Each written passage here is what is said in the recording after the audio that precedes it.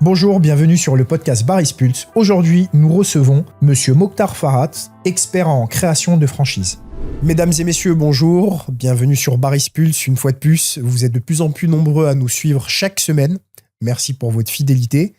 Alors aujourd'hui, nous sommes avec un entrepreneur qui est Monsieur Mokhtar Farhat, qui est entrepreneur, qui a plusieurs sociétés, notamment dans la franchise, et qui conseille en fait plus de 3000 entrepreneurs. Si j'ai bien compris, hein, Mokhtar. Ouais, en fait, on a eu en le plaisir, un peu plus. effectivement, je te dirai tout à l'heure, mais on a le plaisir de les accompagner, à les structurer avec une enseigne qui s'appelle MyCreo Academy.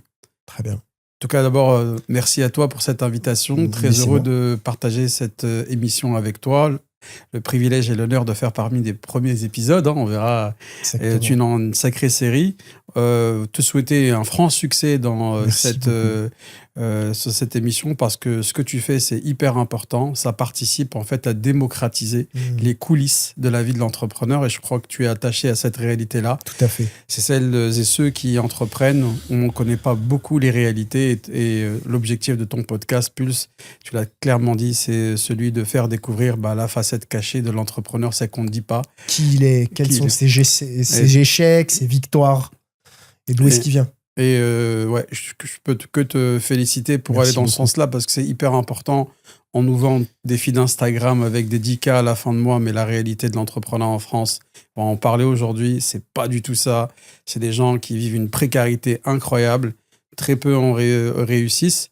Mais ceux qui réussissent, mon ami, c'est pas que des entrepreneurs, comme tu l'as très bien dit, c'est pas que des businessmen. C'est des leaders sur lesquels on veut s'inspirer. Des valeurs. Exactement. Et je crois dans la franchise, dans la restauration, on en a quelques exemples et on va en parler aujourd'hui. En tout cas, très heureux de partager ce podcast avec toi. Merci beaucoup, Mokhtar. Alors du coup, dis-nous qui tu es, d'où tu viens et pourquoi cette envie de l'entrepreneuriat.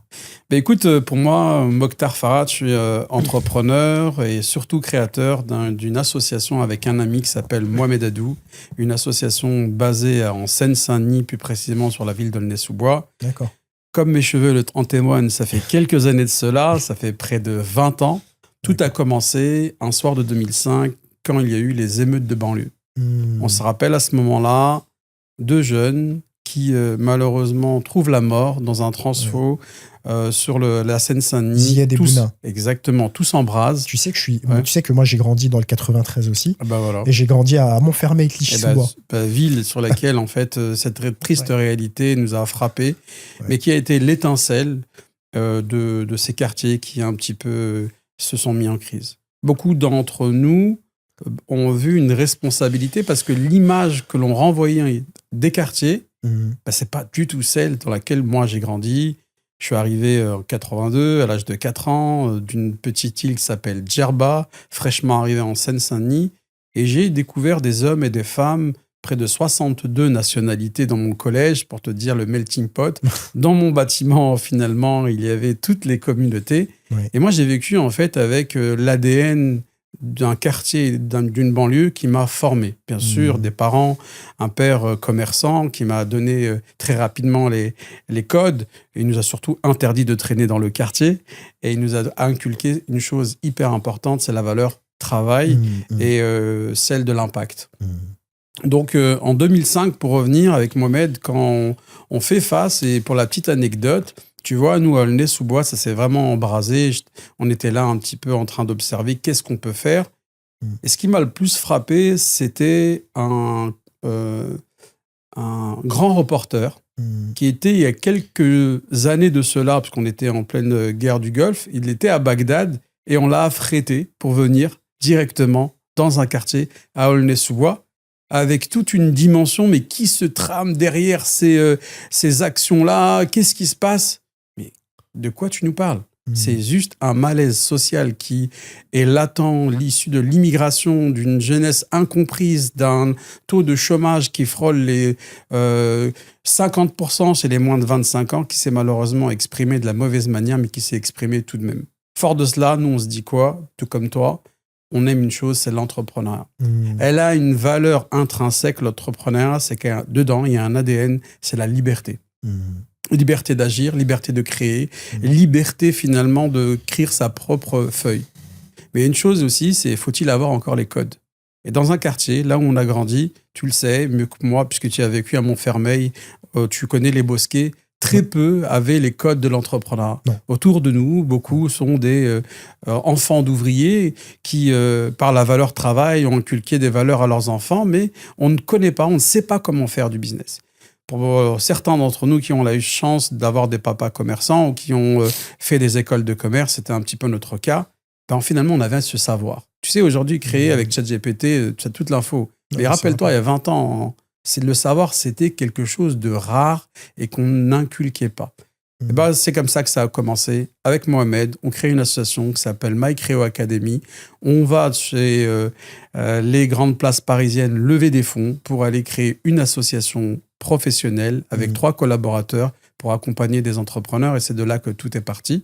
Donc, c'est l'une des activités qui m'a pris énormément de temps et j'y consacre encore aujourd'hui une partie de mon activité.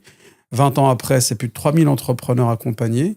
La confiance de partenaires tels que BPI France, qui nous a permis d'accélérer cette croissance, cet accompagnement. On est présent sur quasiment l'échelle France et on porte ce qu'on appelle des accélérateurs.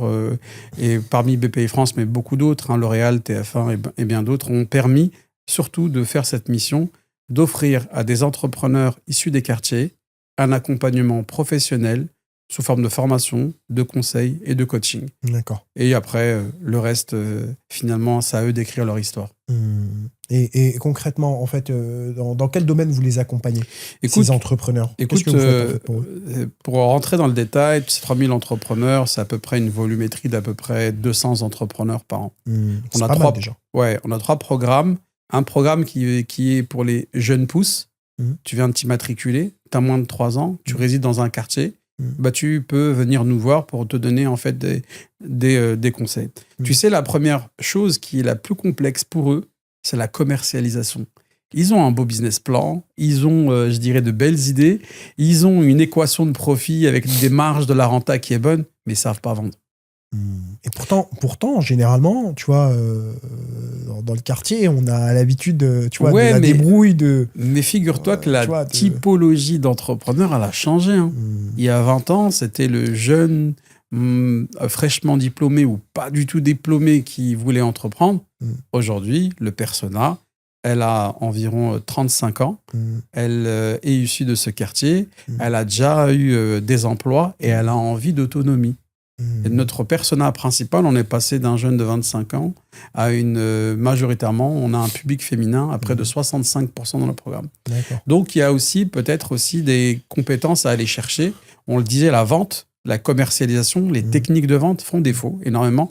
Quand tu veux adresser du B2B, il y a forcément une capacité d'écoute, de compréhension, de découverte, de négociation et de closing bien sûr. Qui manque cruellement. Donc, on va aller travailler sur de la formation et du training, tant sur la partie digitale qu'en physique, sur la partie vente. Après, les fondamentaux, l'art du pitch, la prise de parole en public, les fondements, le mindset. On travaille beaucoup sur l'état d'esprit. Il y a une donnée en fait que l'on n'avait pas, c'est que beaucoup pensent qu'un business plan bien fait, ça fait une réussite économique. Non, ça, c'est l'école, ça. Ouais, mais il y a un homme et une femme derrière. Exactement. Il y a des émotions. Bien sûr. Et tu sais très bien, tu as été vendeur et tu le fais dans tes activités où tu conseilles en fait ces acteurs médicaux. Si, avec ça. Ouais, voilà, tu le vois. 1% tu vois, de l'entrepreneuriat. Je dirais, tu contactes un petit peu de ces acteurs qui veulent lancer un cabinet médical ou autre. Et ben, tu prospectes. Donc, ta capacité, toi, première, c'est quoi?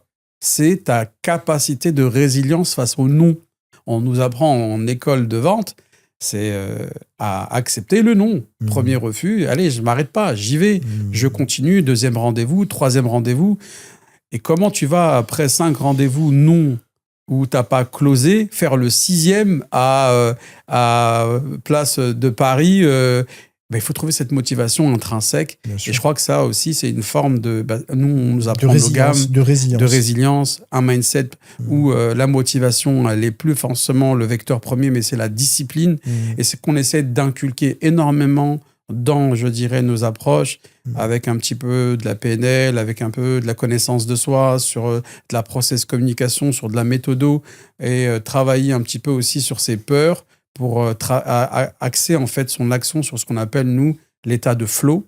Cette peur plus confiance en soi donne en fait cette réussite. Voilà un peu les items sous forme de formation collective et individuelle. Ça, c'est pour, je dirais, le programme généraliste. Après, on en a un deuxième, c'est sur les acteurs de la food. Et là, on va en parler. D'accord. Et avant d'introduire celui-ci, si tu me permets, dans l'entrepreneuriat, les 200 entrepreneurs fraîchement créés réalisent un chiffre d'affaires de moins de 500 000 euros. C'est pour te dire, on est vraiment dans les balbutiements, chacun à faire 5 000, 10 000. On a une promo qu'on a lancée dernièrement depuis 2 ans et demi. Une promo de 20 personnes fait quasiment 40 millions d'euros. C'est quoi? C'est l'univers de la food. Des franchises spécialisées dans la restauration rapide qui vont lancer 1 point de vente, 2 points de vente, 3 points de vente. 1 million de chiffre d'affaires par point de vente, 20% d'EBITDA, des concepts qui ont une capacité incroyable de se dupliquer. Pourquoi on a décidé de se lancer? Il y a une révolution dans le monde de la food et de la restauration rapide et du business aussi, c'est l'effet Otakos. 4 jeunes issus des quartiers qui ont lancé une marque qui s'appelle Otakos. Le tout Paris les voyait comme des extraterrestres le jour où ils ont décidé de se lancer en franchise. En 2017, ils ambitionnent d'aller un petit peu toquer toutes les portes parisiennes pour aller les aider à se structurer au niveau juridique, au niveau des DIP, au niveau des manuels opératoires. Bah, figure-toi que tout Paris les regarde de haut et leur claque la porte au nez. Et ils trouvent un cabinet, Morgan Jamet à l'époque, du Arst Avocat, qui les voit crédibles et qui décide de les accompagner au niveau juridique. D'autres Arst, etc., qui les accompagnent au niveau architectural. Et là, tu vois, ils ont créé un écosystème autour d'eux. Bah, figure-toi. Architecture, Ouais, et c'est ce qui compte aujourd'hui dans le monde de l'univers de la food, c'est qu'ils ne sont plus restaurateurs, ils gèrent ce qu'on appelle une tête de réseau, et ils l'ont très bien fait avec Patrick Pelonero, qui est l'un des 4 fondateurs, avec un aspect marketing incroyable. Figure-toi, à l'époque, ils avaient plus de followers sur Facebook que McDonald's France. C'est pour te donner la compréhension de ces jeunes sur le pouvoir des réseaux sociaux. À l'époque, on n'en avait qu'un, c'était Facebook. Aujourd'hui, tu le vois, la viralité se fait sur Instagram, sur TikTok et sur l'ensemble des canaux. Mais ils avaient compris qu'au-delà du produit, une simple pain avec cette galette pliée à l'intérieur des choses, tu te dis, mais même toi, tu ne vas pas manger. Mais le produit, c'était le lien avec le jeune qui était derrière son feed. Ils avaient créé un défi le jeudi, un tacos, un giga tacos d'1 kilo. Si tu le finis, tu ne le payes pas. Ils avaient eu les codes très tôt du marketing. Ouais, et puis un peu à l'américaine. Américaine. Aujourd'hui, tu vois, encore une fois, un concept qui fait parler de lui, Tasty Krusty, qui inonde un peu partout en France. Ils font 50 millions d'euros de chiffre d'affaires, à peu près sur une vingtaine de boutiques. C'est incroyable, c'est du jamais vu. C'est un peu, excuse-moi, je mange très rarement dans les fast-food, mais concrètement, c'est quoi? Ça ressemble à le KFC un peu, c'est ça, Tasty Krusty? Tasty Krusty, non, c'est une barquette de riz. Ah, autant pour moi, je savais pas. Ouais, tu vois, je connais pas une barquette de riz avec en fait des tenders coupés avec une sauce en fait qui vient faire le nappage. Ouais, donc c'est bien du poulet frit, c'est ça? Ouais, c'est pour dire que c'est un truc basique. Ouais. Mais ce qui est viral, c'est pas le produit. C'est le lien qu'ils ont créé avec une communauté, des personnages qui vont mettre la caméra derrière les coulisses. Ils ont créé ce qu'on appelle une personnification de l'enseigne avec, je dirais, les codes du marketing. Si tu veux, en fait, pour les saluer aussi, une forte action de l'agence Smile, dont Gallo est l'un des fondateurs, qui ont compris que dans l'univers de la musique, l'univers des codes de la marketing, street marketing, ben, ils l'ont employé en fait à l'univers de la food. Avec succès, ils ont fait monter des enseignes comme Chicken Street, comme Tasty Krusty. Là, on parlait de tacos, mais c'est pour te dire que après au tacos, c'est peut-être une 50aine d'enseignes qui aujourd'hui sont dans le top 100 des franchises en France. Ça n'était jamais arrivé depuis. On a une révolution économique. Ça a un poids financier fort dans un marché où la restauration à table traditionnelle est en déclin. On voit émerger de nouveaux acteurs qui viennent titiller des McDonald's, des Quick, des Burger King et qui commencent à prendre leur place. Un Big M, c'est 70 points de vente. Aujourd'hui, un Otakos, c'est 400 points de vente. Jeladal, c'est 90 points de vente. Chicken Street, c'est 70 points de vente. Maintenant, t'as même des salades un peu. T'as des salades, la salade bar, là. Je sais pas exactement. Oui, je le vois effectivement sur LinkedIn qui communique beaucoup là-dessus. Mais c'est pour te dire que ça soit aussi d'autres, Pitaya ou autres, si tu veux, tu as une effervescence entrepreneuriale dans un segment de marché qui est la restauration rapide et qui promeut aujourd'hui finalement des nouveaux riches, des nouveaux acteurs, des nouveaux businessmen. Bon, on en a un qui fait un petit peu l'actualité et qui fait parler de lui, mais il ne faut pas oublier que la réalité, ce n'est pas du tout ce monsieur-là. La réalité, ce sont des acteurs du marché qui sont là depuis une quinzaine d'années, qui structurent le marché, qui créent des emplois et qui seront des nouveaux patrons. Donc, un marché que nous, on a décidé d'accompagner au sein de MyCreo Academy en allant détecter les pépites de demain. Parce que effectivement, on sillonne au travers d'un concours qui s'appelle la franchise, tous les quartiers pour aller détecter, je dirais, les enseignes qui ont un potentiel de croissance. Voilà un peu l'action sur laquelle je suis engagé. Donc, un sujet et une préoccupation, c'est la création d'entreprises, la création d'emplois et l'impact. Je le fais sous deux angles, les jeunes pépites de l'entrepreneuriat que l'on va épauler, et aussi de l'autre côté, aller structurer un marché en forte croissance, parce que là aussi, il y a de l'impact et de la création de valeur. D'accord. Donc, sur le côté généraliste, donc, comme tu as dit, c'est tout le côté commerce, vente, leadership. Exactement. Donc, aussi le côté résilience, mindset, tout ça. Ouais. Et après, comme tu as dit, sur l'autre, là vous mettez plus, en fait, des business models en place, c'est ça ? Ouais, on va plutôt, tu sais, quand des architectures, comment scaler, c'est ça. Très bien dit, je vais l'illustrer, c'est-à-dire que quand tu as un restaurant qui fonctionne, peut-être que tu as eu un effet d'aubaine, tu sais pas comment. Nous, on va te professionnaliser. On va être un petit peu, je dirais, le Clairefontaine, le centre de formation de ces pépites-là, en te donnant en fait des codes. C'est une académie, en fait. Ouais, c'est une académie dans le sens où toi, tu as réussi, maintenant on va te prendre le process. On va te donner en fait une organisation type qui est celle d'une structuration d'une tête de réseau, les fonctions d'animateur, les fonctions de développeurs. On va faire intervenir des experts, mais aussi des acteurs d'enseignes qui existent pour te donner comment tu dois, en fait, je dirais, organiser ton restaurant, organiser tes succursales. On va te soulever certaines questions. Tu avais un point de vente à Paris, un deuxième je dirais, en banlieue, mais si tu en as un troisième à Marseille. Donc, ton pain du coin, ta viande de ton boucher, la supply chain change. Donc, on a à intégrer ce qu'on appelle le mercurial, les références produits, comment livrer du jour au lendemain sur n'importe quel point du territoire français sans perdre le goût. Donc, on va aller aussi te challenger sur tes sauces qui font ton succès. Comment on les fait faire à façon. Ça, c'est la signature. Exactement. La sauce, c'est la signature. Et quel est le modèle économique de ta tête de réseau? Combien de points de vente tu dois en ouvrir? Donc, toutes ces questions que tu dois faire face seul parce que tu as eu un point de vente qui a eu du succès, un deuxième, et dont tu viens un novice dans le développement de réseau, au travers de ce concours, on va aller au-delà de sélectionner les pépites, te former avec des acteurs impactants pour te donner les codes pour bien piloter ta tête de réseau. Pour toi, quels sont les ingrédients essentiels, si tu veux, pour avoir, on va dire, le succès? Alors, en fait, tant espéré. Ouais, tu sais, et je crois que tu es comme moi entrepreneur, le succès, il est variable par rapport à ton âge et à ta volonté de vie. Je m'explique. Il y en a, pour eux, c'est une ambition de croissance, d'ouverture de points de vente, etc. Donc, ça peut prendre le chemin du développement d'un réseau de franchise.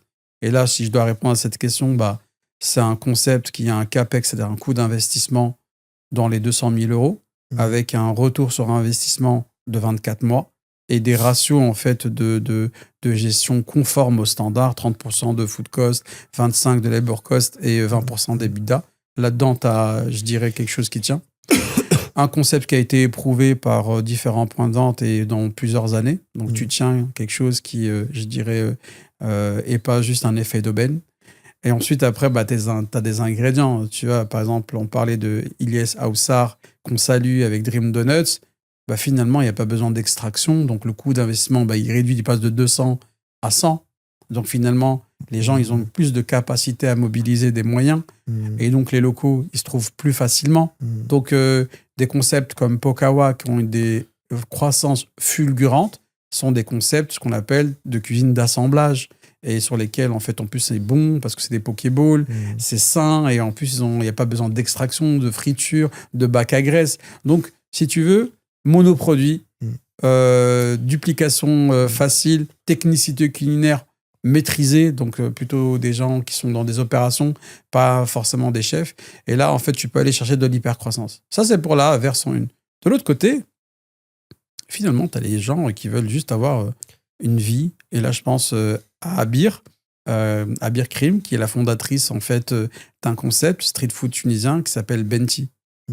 Elle a décidé de créer un concept incroyable dans le domaine de la food avec ce marloub, ce produit originaire de Tunisie qu'elle vient garnir d'épices, de saveurs qui te font voyager avec une braine et un DA avec son mari, ils font ça.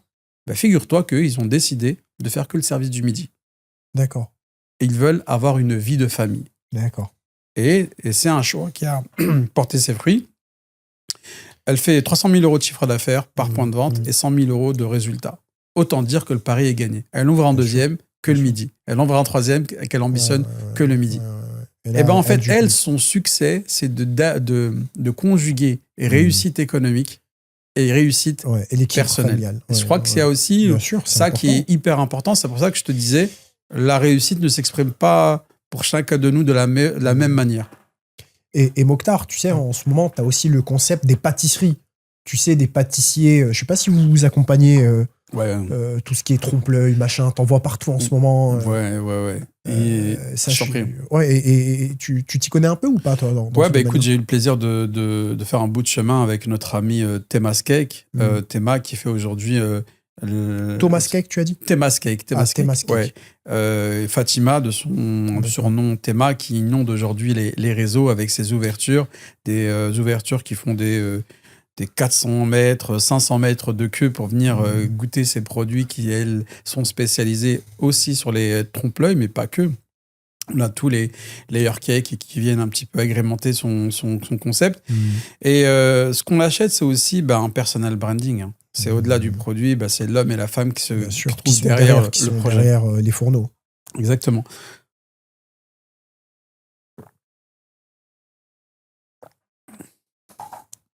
Donc une industrie aussi dans le domaine de la pâtisserie. On voit aussi des chefs qui se lancent. Bien sûr, c'est Cédric Grolet qui en est un peu l'emblématique de ce secteur d'activité. Mais je vois des collabs entre, par exemple, Black and White, là, dernièrement, et une enseigne, et qui vont faire des trompe-l'œil burgers. Un peu innovants, sortir un peu du lot. Donc, on parlait de la pâtisserie. Ouais.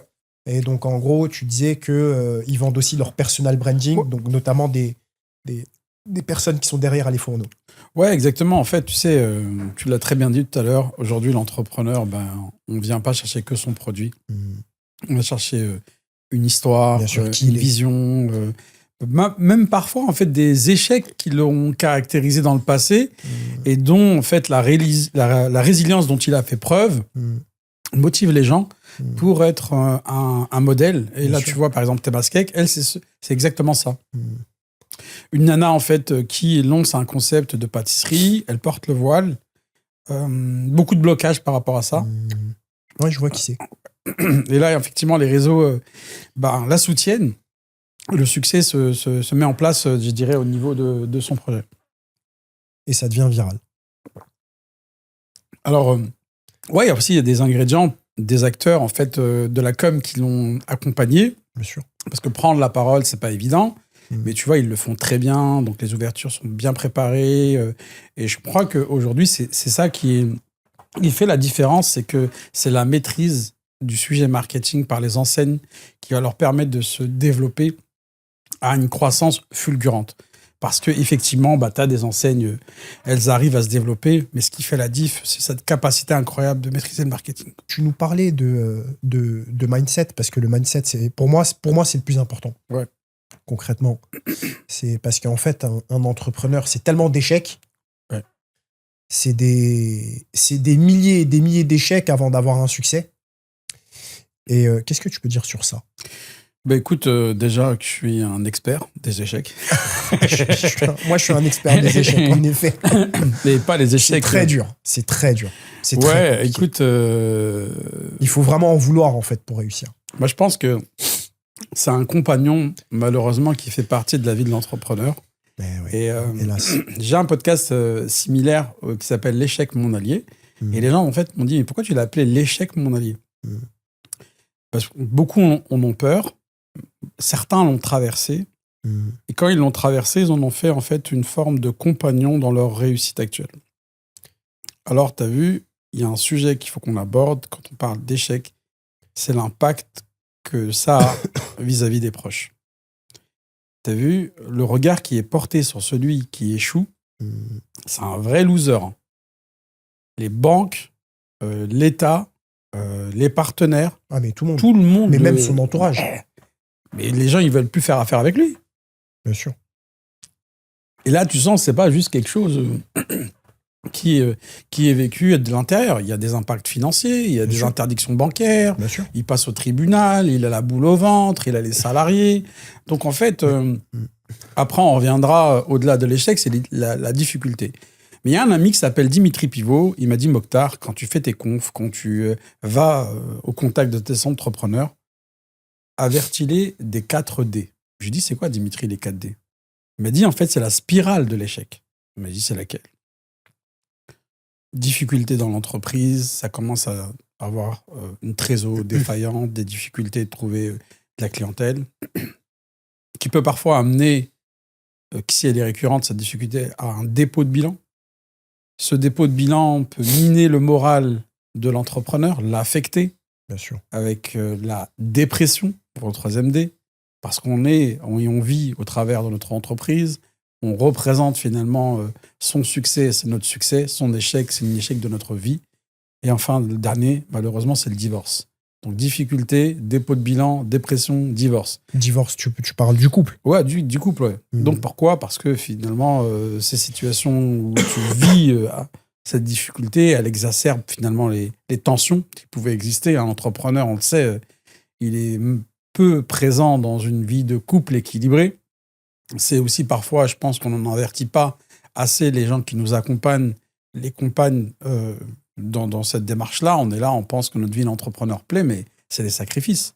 Donc pour revenir en fait sur cette question de l'échec, pour moi en fait, ceux qui l'ont goûté et ont goûté en fait son impact, se sont forcément remis en cause, ont forcément en fait vu le regard des autres qui est porté sur eux comme quelqu'un qui n'a pas réussi. Mais en même temps, tu sais, ce qui fait la différence, et pourquoi j'en parle aussi librement, c'est que pour certains, comme moi peut-être, ou comme toi, c'est pas vécu comme un fiasco. C'est de l'intérieur, pour nous, à la base, c'est une information. À la base, bon, bah, j'ai perdu. Ouais. T'as joué à Mario Bros, t'as perdu. C'est l'écosystème, en fait, qui a mis une pression, qui te dit hey, t'as vu, t'as un loser, je m'aime plus en toi. Mais à la base, nous, en fait, pour moi, je suis un peu TDAH sur les bords. Donc, pour moi, en fait, c'est un fait. J'ai envie de m'épanouir sur ce projet-là. Je m'y implique, je mets mon énergie, je mets ma motivation, je fais mon équation de profit, je vais à la gagne. Il n'y a pas de frein, il n'y a pas de marche arrière. Je me mets mes 5 ans d'objectifs là-dessus. Ça gagne, ça ne gagne pas, je suis sur autre chose. C'est l'environnement qui, lui, va te dire « Ouais, t'as perdu, la banque, le truc. » Mais à la base, toi, t'es motivé comme jamais. Ouais, tu y crois. Tu y crois. Après, bon, bah, tu réussis pas. Ah là, ça commence à être compliqué. Ah là, le doute. Parfois même la solitude face à la pression financière, face à des questionnements de famille. Donc, il y a aussi un âge, tu vois, où tu crées à 40 ans, je sais pas, moi, t'as pris une maison, des crédits, tes obligations. C'est pas comme t'as 22 ans, t'es sorti de l'école, tu fais ce que tu veux. Là, t'as une responsabilité. T'as une responsabilité de couple, t'as une responsabilité de famille, t'as une responsabilité financière. C'est pas ça. Exactement, en fait. Je pense que là, en fait, tout se joue sur quoi? Sur ta capacité à te relever.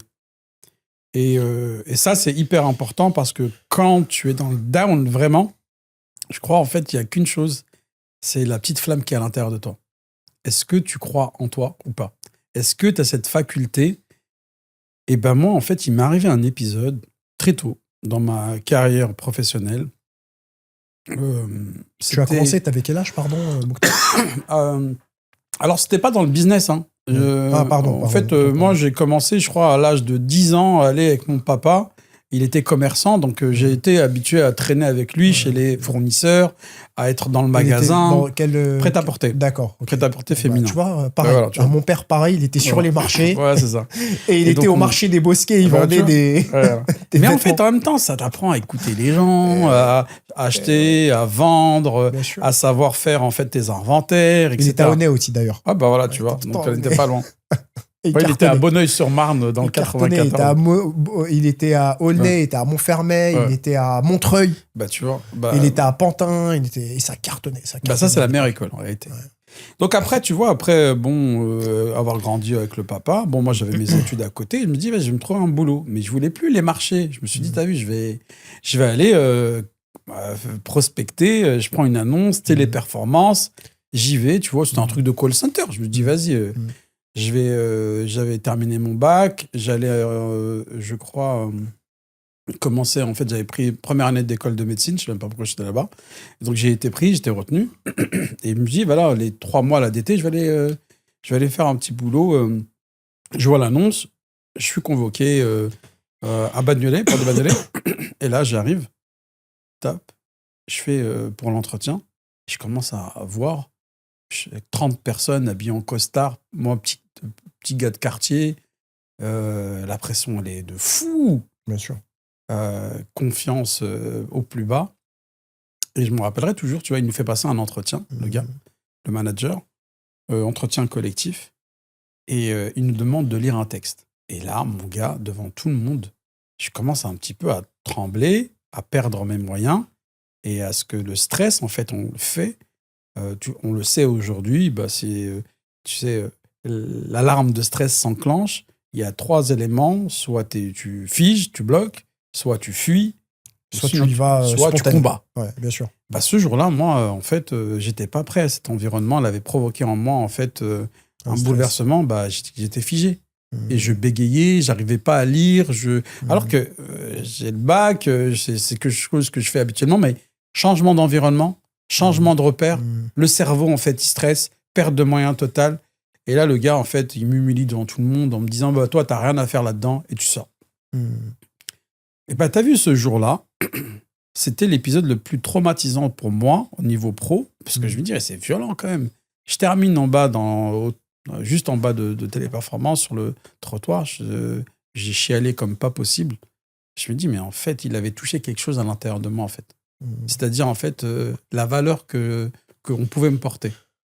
Et en gros, c'est comme s'il m'avait dit, mais t'es nul. T'es vraiment nul. Et je l'avais pris, en fait, d'une violence, parce qu'il y avait le regard des autres. Il y avait aussi, tu vois, tu sors de ton quartier, t'as pas les codes, t'arrives avec un costard. Même la langue. Ouais, c'est-à-dire la maîtrise de la langue. Il y avait plein, en plus, tu vois, on était dans une époque où, finalement, le regard sur les quartiers, les jeunes de banlieue, encore plus, ils avaient pas leur place. Et je pense que tu portes tout ça en toi, toutes ces peurs, toutes ces craintes, toutes ces difficultés. Et là, je me mets à chialer. Et figure-toi que là, commence à y avoir en moi une sorte de dialogue intérieur. Ce dialogue intérieur me dit, c'est comme s'il y avait un personnage qui avait été créé à ce moment-là, il me dit, Mokhtar, ce qui vient de se passer, ce n'est pas toi. Ce qui vient de se passer, c'est une situation d'échec, mais moi, je crois en toi. Et cette petite... c'est le petit ange. Ouais, je sais pas comment encore. Voilà, c'est ça. Il était là, il te réconforte. Parce qu'il n'y a que toi, finalement, parce qu'on le sait, on est la somme des pensées que l'on a. Donc, le dialogue intérieur, il est hyper important. Et tu vas me prendre pour un fou, mais c'est de là, il me dit, en fait, cette petite voix me dit, moi, j'ai confiance en toi. Je pense que tu es quelqu'un de valeur et tu mérites pas ça. Et pour te féliciter tout de même de cette situation, même si tu as échoué, fonce. Non, va t'offrir une paire de baskets. Ouais. Une paire de Air Max, dis-moi. Non, une paire de Stan Smith. Ah, tu vois. Et je vais, à la suite de ça, directement, je claque l'argent que j'avais, parce que je travaillais, j'avais fait d'argent, et je me prends une paire de 5 Smith. Ouais, tu t'es fait un kiff. Et en fait, ça a ancré une chose chez moi, c'est quand un échec intervient dans ma vie, s'enclenche finalement un mode de défense automatique, interne, lié à mon dialogue intérieur, qui me fait une sorte de résilience. Et ça vient d'une chose, c'est l'estime de soi. Parce que l'échec n'est qu'une conséquence d'un épisode, une action qui n'a pas abouti au succès. Et c'est une information. Mais c'est comme une série Netflix. Si on éteint l'épisode une fois que le héros a échoué la première fois, on ne verra jamais le happy end. Bien sûr. Donc cet échec n'est qu'une photo à un tenté. Là, je comprends que je me dis, il faut que je motive le bonhomme Mokhtar qui est en moi pour lui permettre de continuer l'épisode. Et je crois que c'est ça, en fait, que nous, on cultive dans cette vision du mindset entrepreneurial. On parle de résilience, mais on parle aussi de croire en nous quand plus personne n'y croit. De croire en nous quand la feuille est blanche. De croire en nous quand tout le monde te dit c'est impossible. De croire en nous quand ta famille, ton père, ta mère, tous tes frères et sœurs te disent mais laisse tomber, c'est pas fait pour toi. Mais imagine-toi, tu as échoué 10 fois. Et les gens me disent mais c'est un loser fini. Bah tu vois ça. Moi, ça m'est arrivé plus d'une fois. Je sais combien j'ai éclaté de boîtes dans ma carrière. Ok, j'ai perdu beaucoup d'argent. J'ai eu des problèmes d'associés, des problèmes de positionnement produit, des problèmes de Prud'homme. Santé, de collaborateurs de Prud'homme. J'ai même été conseiller prud'homal, pour te dire. Je me suis intéressé, je me suis dit, je vais aller de l'autre côté pour comprendre. Comprendre ce qui se passe. Pourquoi ils nous tentent comme ça. Non, mais c'est pour te dire, en fait, en gros, l'échec, j'y vais, j'y reviens, il va faire toujours partie. Mais est-ce qu'il va me bloquer ou il ne va pas me bloquer? Est-ce que la somme, finalement, des intérêts financiers à la fin, il est positif ou il est négatif? Ben voilà. Donc, en gros, moi aussi, j'ai appris aussi à me découvrir. C'est parce que, tu vois, quand tu es neuroatypique, moi, j'ai fait un test de TDAH, hypersensible, etc. Ben, tu ne vis pas les choses de la même intensité. Tu les vis encore de manière plus intense. Et ça peut avoir un impact. Et c'est là la deuxième chose que je voulais te dire aussi, c'est sur celui de la santé. Avant, moi, j'étais un bourrin, c'est-à-dire émotion zéro. On met tout sous le tapis, on est des bonhommes et on fonce, et le stress, etc. Sauf que la réalité de la vie de l'entrepreneur, pour que ton mindset puisse faire en sorte que les balles que tu te ramasses au quotidien, les courriers, les relances, les impayés, les clients que tu perds, les opportunités que tu manques, le stress que tout le monde te met sur tes épaules. Les sacrifices, tout. Et ta femme, et tes gosses, et le truc, etc. Et tout et ça, surtout en fait. En France, c'est tellement compliqué, la France. Et en gros, en fait, tout ça que tu reçois comme charge émotionnelle négative, bah, finalement, tu as un gilet pare-balles qui est ton mindset. Et si il est fissuré, ben finalement, tu es impacté. Et moi, ça m'est arrivé. Ça m'est arrivé à la sortie de Covid, avec tout ce qu'on a connu dans l'univers de la food, les fermetures, les ouvertures, les trucs, etc. Ben finalement, j'ai eu un épisode de santé malheureux parce que suite à un Covid, je termine aux urgences pour une infection au niveau côlon, etc., ventre, truc, je savais plus, ça y est. Et après, je me suis renseigné pourquoi l'estomac. Bah, finalement, c'est le deuxième cerveau. C'est là où il y a le plus de neurones et qui ressentent le stress. Un chirurgien digestif m'a dit ça il n'y a pas très longtemps. Ce qu'on comprend, c'est que pour pouvoir perdurer dans l'entrepreneuriat, il va falloir, bien sûr, travailler son mindset, mais il va falloir aussi prendre soin de son corps. Parce que si on est soumis à un stress de fou furieux, tu m'étonnes. Que notre alimentation est merdique, tu survis pas, et que tu ne fais pas de sport, ben mon gars, tu as tous les éléments pour nous faire un arrêt, un AVC. Donc, je crois que quand on parle de résilience face à l'échec et de continuer, parce qu'au-delà de l'échec, en réalité, ce qui nous est pénible, c'est pas lui. Je crois que l'échec, il vient comme une... Ok, c'est fini. C'est bon, tu as échoué. Non, c'est la vie du quotidien et de la difficulté du quotidien, ce flou... cette non-visibilité sur un avenir, c'est apprivoiser l'incertain, apprivoiser les difficultés. Et nous, autant ça nous stimule avec l'adrénaline, autant quand ça se transforme en cortisol de stress, c'est pas bon pour nous. Donc, il faut réguler cette partie-là. Donc, on peut pas le réguler comme moi, j'ai fait comme un bourrin. Tu travailles H24, tu penses pas à ta santé, aucun équilibre, rien du tout. Là, maintenant, tu dois pouvoir aussi le faire d'une manière. Bien sûr. Tu t'entreprends pas à 20 piges comme tu t'entreprends à 40 piges. Moi, aujourd'hui, cette carcasse doit en faire attention. T'as d'autres responsabilités. Exactement. T'as ton corps, ton état d'esprit. Il y a une sorte de spiritualité qui va t'accompagner parce que on va dans l'entrepreneuriat à tâtons, tu découvres. Mais quand tu sais parfois avec certaines spiritualités que vas-y, fais l'effort et t'inquiète. Et ben en fait, il y a une sorte de soulagement aussi. Donc voilà un peu pour moi ce que je voulais un peu partager avec toi sur ce volet gestion des défis, gestion de l'échec. Et surtout, c'est favoriser un mindset, un état d'esprit de résilience. Comment aussi, c'est tu le partages avec des gens. On a beau être seul avec son business, mais en réalité, on est des loups. Comment des loups? On est obligé de traîner en meute entrepreneuriale. Parce qu'on partage les mêmes problèmes. Écoute, moi, tous mes amis, c'est des entrepreneurs. Voilà, tu vois, dis-toi que j'ai un poteau qui s'appelle Sabri. Tous les dimanches, c'est café psy. C'est un autre petit café, l'autre qu'est-ce qu'il t'a fait, qu'est-ce qu'il t'a dit, mais vas-y, tranquille, vas-y, mais tu vas pouvoir gérer ça. Mais pourquoi? Parce qu'un problème déjà vécu par une autre personne, c'est une sorte de soulagement parce qu'il t'éclaire, il aiguille un petit peu tes choix, il te permet de relativiser. On est sur un hyper focus parfois sur un sujet dont on pense que c'est la fin du monde, mais il te dit, mais frérot, prends de la perspective. Ouvre un peu. Alors que toi, ton taf, c'est de conseiller les gens. Mais quand tu le vis, c'est autre chose. T'es pris dedans. Donc, gérer aussi un environnement, cette meute entrepreneuriale, ces acteurs aussi qui vont être ton réseau. Mais tu vois, on a différents niveaux. On a des gens qui veulent nous bouffer, les requins, des gens qui nous voient pour pouvoir monter sur nos épaules et gravir les échelons. Et tu as une petite tranche, 3-4 personnes, allez, 2-3 personnes, et pas forcément ta famille. Hein. Non, bien sûr. Ce sont des gens qui veulent vraiment ton bien et pas le bien, vas-y, il va gagner un peu, mais il faut pas qu'il monte trop. Non. Pour moi, ils sont hyper structurants, ces gens-là. Ils permettent de tenir bon parce que nous, on est sur une course vraiment sur du long terme. C'est pas un sprint. Donc, en fait, finalement, on va passer de l'émotion, de la vie perso, de la vie pro, des challenges, des réussites, des pertes. Et si t'as personne avec qui parler, tu fais comment? Tu rumines.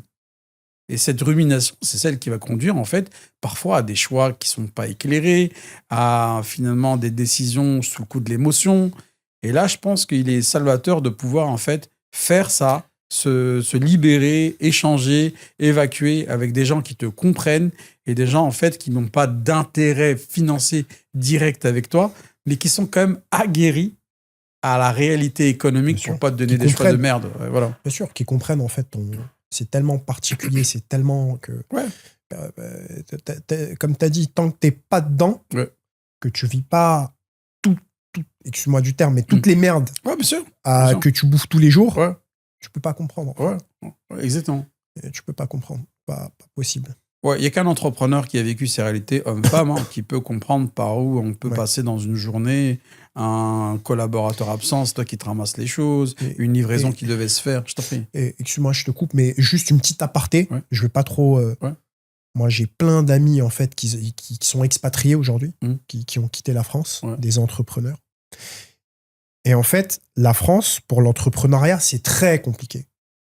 Au niveau administratif, au niveau des impôts, comme tu sais, au niveau des charges sociales et au niveau du code du travail. C'est très, très compliqué. Et au niveau réglementaire, comme tu sais. La plupart de tous les entrepreneurs qui étaient en France, tous ceux qui sont expatriés, ils ont explosé à l'étranger. En gros, en France, quand tu es entrepreneur, tu es un super-héros. Tu es le super-héros des temps modernes. Non, mais c'est vrai. Hein. Tellement c'est compliqué. T'es un super-héros, t'es un super salaud. Non, c'est vrai. Hein.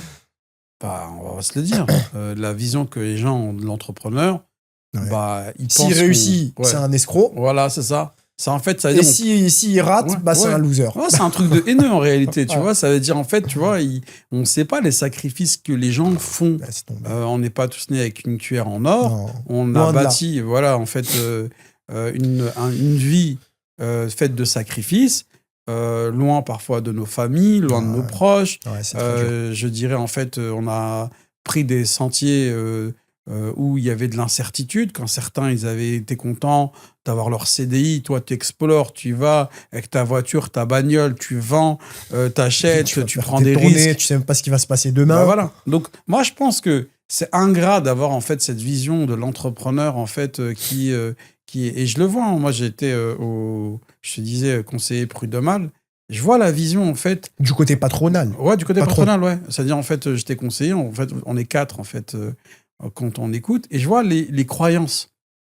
Genre, en fait, la croyance numéro 1, c'est que ça, le patron, selon le code du travail, il avait qu'à respecter, en fait, cette réglementation. Ok. Mais les amis, le gars, il était auto-entrepreneur la semaine dernière. Il a juste eu le malheur de se mettre avec une nouvelle création de société. Ok. Il a besoin d'un nouveau collaborateur pour développer son activité. Bim! Il est soumis aux mêmes réglementations qu'un mec du 440 qui a 5000 employés. De toute manière, en France, quand un entrepreneur il prend un CDI, ouais, voilà. c'est Après, c'est vrai, et moi je comprends. Oui, mais en fait, il doit pouvoir en fait être soumis aux mêmes règles. Je comprends. Simplement, là où je comprends pas, c'est que je demande pas de l'indulgence. Je demande en fait de la pédagogie, de l'accompagnement. On n'a pas tous des cabinets RH pour répondre à toutes nos questions. Et tes moyens financiers au départ, j'ai pas 1500 € à claquer dans du conseil RH alors que je cherche ces 1500 € pour les rentrer dans mon compte. Bien sûr. Donc, il y a aussi peut-être, moi je pense, un effet de seuil pour les 3 premiers recrutements. Il y aurait tellement à gagner dans ce pays, en fait, à faciliter l'accompagnement de la création d'emplois et pas de la rendre difficile parce qu'on nous demande de créer de la richesse, on nous demande de créer de l'emploi, on nous demande de créer de l'impact, mais à la moindre petite erreur, une balayette directe, on torpille. Et pour moi, en fait, il ne faut pas toujours penser que l'entrepreneur a des mauvaises intentions et qu'il essaye de et que tous les frauder. Entrepreneurs sont des escrocs, voilà. Qui ont des Je pense qu'il y a malheureusement, en fait, une vision qui est biaisée sur ce sujet-là. Tout à fait. Et je pense qu'on on est le dernier maillon d'une chaîne qui crée de l'impact et de la valeur. On ne croit plus aux politiques, on ne croit plus dans beaucoup de valeurs, mais nous, on porte quand même une responsabilité, celle de créer la vie de nos collaborateurs, d'améliorer leur cadre de vie par un emploi. On prend des risques pour créer cet emploi. Et on en essaye de partager finalement le fruit et l'impact. Et on l'oublie souvent, en fait. On est relégué comme moins que rien quand on foire et comme connard quand on réussit. Et je pense que malheureusement, il y a quand même un entre-deux. Et je pense que beaucoup maintenant, participent à valoriser ces parcours. Pour moi aussi, c'est hyper important, comme tu le fais dans ton podcast ou comme d'autres le font, à créer les Zooms pour expliquer cet homme, cette femme, comment elle a créé son business, comment il a développé. Mais surtout, qu'est-ce qu'il vit au quotidien? Parce que sinon, en fait, on ne reflète pas en fait, cette réalité-là. Et plus on va démocratiser cette connaissance des coulisses de l'entrepreneur et l'humaniser, moins on sera catalogué comme des grosses PME. Voilà. Un petit peu ça le sujet. Écoute, je pense que tu as tout dit, Mokhtar. Je pense qu'on a fait le tour. Est-ce que tu as quelque chose à ajouter notamment pour ta communauté, pour les gens qui te suivent, pour tes étudiants? Écoute, nous, on est plutôt sur une volonté, je pense que, comme tu l'as très bien dit, c'est d'enraciner un développement de l'entrepreneuriat. On arrive devant 2026-2027 aussi avec un contexte de crise, il est extraordinaire.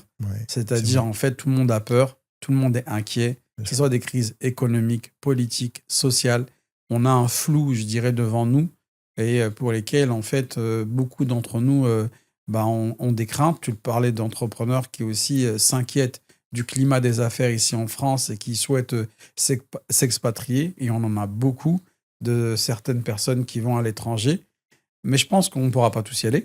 Non. Donc, on doit quand même, en fait, tenir bon. Tenir bon, pourquoi? Parce que c'est hyper important dans ces périodes-là de ne pas rester seul. Vraiment, et ça, je donne un conseil à tous, c'est que ce soit un club d'entrepreneurs, votre réseau, etc. Si vous restez isolé durant 2026-2027 dans l'entrepreneuriat, t'es mort. fichu. T'es mort.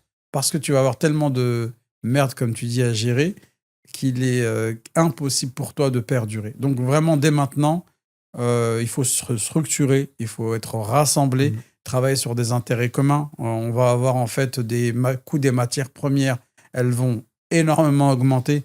Donc aussi peut-être des fois des réflexions de centralisation de vos achats. Donc je pense que ce qui est important pour nous, c'est toujours qu'est-ce qui nous reste à la fin du mois.